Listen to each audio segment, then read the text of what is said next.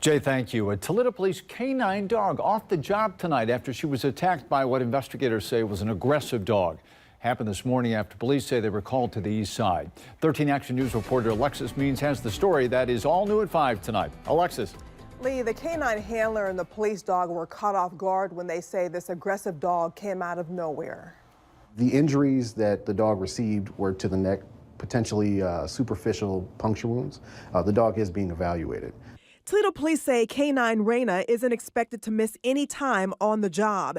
This morning, the police dog and her handler went to Birmingham Terrace on a weapons call. While that K-9 officer was positioned on the outside of them moving the disorder away, a aggressive dog had approached and bit the K-9 dog. Officer Prince Flores says the dog locked its jaws onto Raina's neck. The officer attempted to get the dog off, but was unsuccessful, which led to the K-9 officer actually drawing their service pistol and firing one round, striking that aggressive dog.